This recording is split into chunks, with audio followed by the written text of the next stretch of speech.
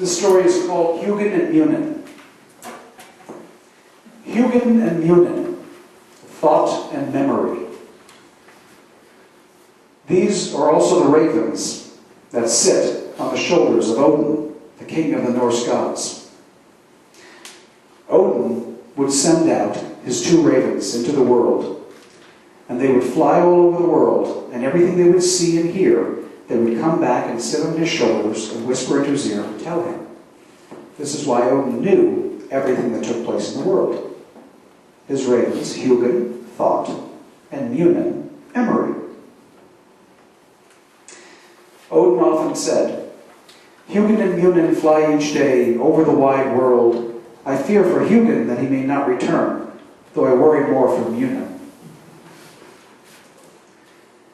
Sometimes it's our memories that sustain us, even when our thoughts are willing to escape on their own.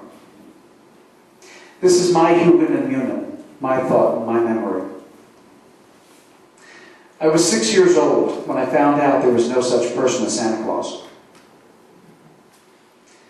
It was a sad day, but it was a memorable day. In my family, we had a tradition. We never decorated our Christmas tree. We would go out, we would buy the tree together. We would put everything together. We would buy presents and wrap them, but they would be left. On Christmas Eve, Santa Claus would come. Santa would decorate our tree, put up the lights, put the ornaments, put the tinsel, and put all the presents under the tree. This was our Christmas miracle. Amen. And it worked. And it was a great little event, a great little family tradition that we had, because we would sit and we would think with expectation on what was coming next. What were we going to see?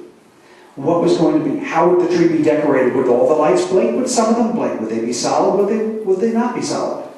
What was Santa going to bring us? I mean, we buy presents for each other. I mean, my parents would give us $1 each. We would buy something at the school fairs, and we would each buy something to give. On this night, this Christmas Eve in particular, we did the obligatory Christmas cartoons. How the Grinch Stole Christmas, Charlie Brown Christmas, all the good ones.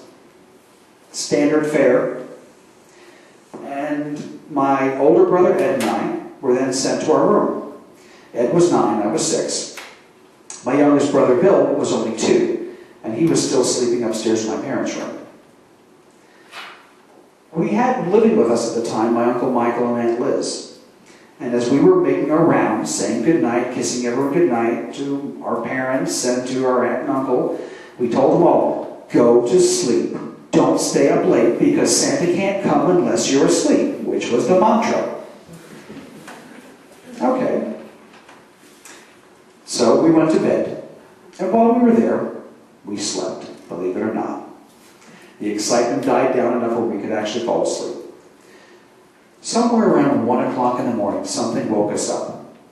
And my brother said to me, well, what do you think? Do you think maybe we should go up and check and see if Santa's come? Now, we knew it was 1 o'clock in the morning, but said, all right, let's go see. So we climbed and snuck up the stairs from our basement bedroom, and we peered around the corner to look through the dining room and into the living room. And we'd heard voices. And as we looked, there were our mother and father, our aunt and uncle, sitting, drinking, smoking cigarettes, and laughing. And behind them was the Christmas tree, fully decorated with presents under it. Well, that came as a surprise, because as we knew, you couldn't possibly be awake and have Santa Claus come if you were awake. Tree couldn't be decorated. Something was very wrong here. Leave it to my older brother to make a noise, which immediately got my mother jumping up and making a beeline straight towards the stairs to where we were at. Leave it also to my brother to then thump down the stairs, making as much noise as possible. So we couldn't even pretend that it wasn't us up there. But that was him. I, being the portlier of the two, was unable to make it down the stairs. I knew I would never be able to make it down the stairs in time. But I was also the smarter of the two. Being the little actor, I improvised.